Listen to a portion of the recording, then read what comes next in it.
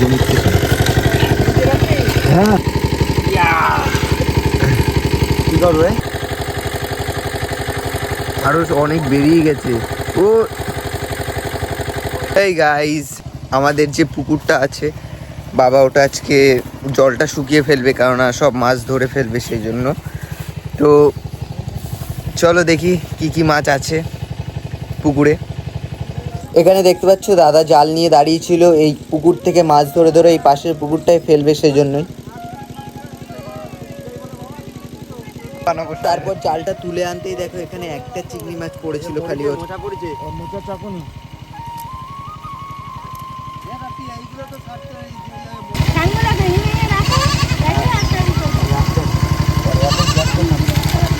এখন না ওই চশমা বানিয়ে দেবো না, জল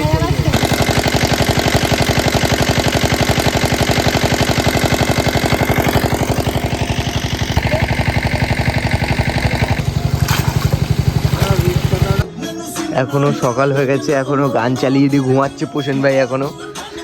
দেখতেই পাচ্ছ তোমরা ওর অবস্থা, দেখো কি অবস্থা, কিভাবে ঘুমাচ্ছে।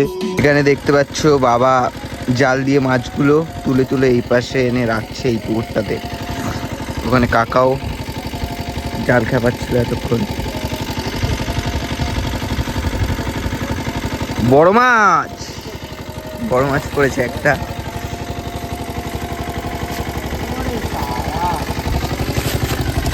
কি বা ওটা? ব্ল্যাক বস্তা, ও বেড়ে যাবে।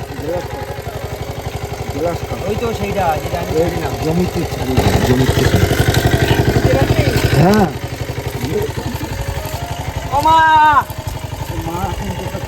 দেখো কিভাবে নিয়ে যাচ্ছে মাছটাকে। এটার নাম কি এই মাছটা?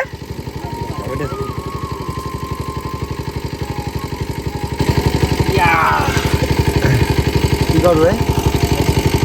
হ্যাঁ দেবো যা মাছ জালের ভিতরে এতক্ষণ ছিল, ওই জালের কোথায় উঠে গেছে দেখো।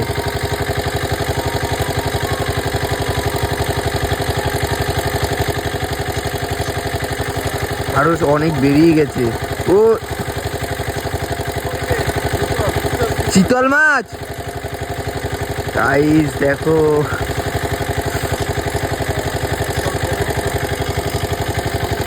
নিয়ে আসো এদিকে, নিয়ে আসো। দেখো এটা চিতল মাছ বড়। কয়দিনের মধ্যে বড়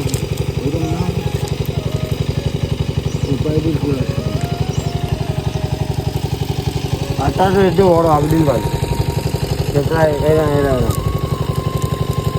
রেখে দেবা, কেন নেটে রেখে দেবা। একটা ট্যাংরা মাছ জালে জড়িয়ে গেছিলো, সেই জন্য দাদা আর বাবা বসে গেছিল সেই ট্যাংরা মাছটা ছাড়াতে জাল থেকে। ওর ওই করাত ছাড়া বিশাল।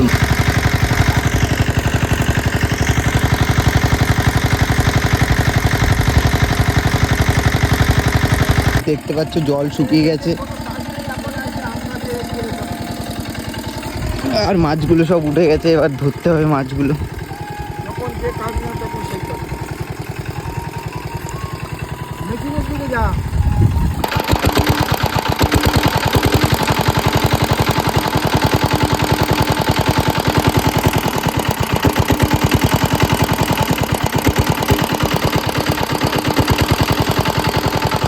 মাছ দেখো গাইস, মাছ দেখো, আরো মাছ ছিল, সব তো ওই পাশে ছেড়ে দিচ্ছে ধরে ধরে।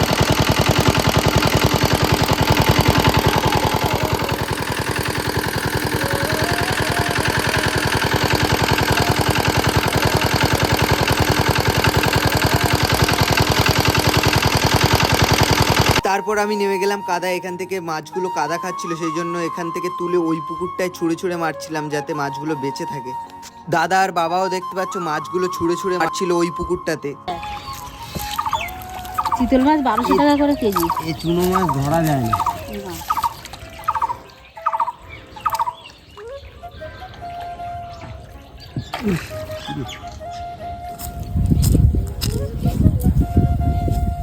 বাঙালি ডেলিভারিতে দেখতে পাচ্ছ পুকুরের জল শুকানো কমপ্লিট হয়ে গেছে। এবার যেগুলো ছোট ছোট মাছ আছে দাদা ধরছে, আর ওইদিকে বৌদিরা পাইপের মুখে নেট দিয়েছিল ছোট ছোট মাছগুলো যাতে ধরতে পারে।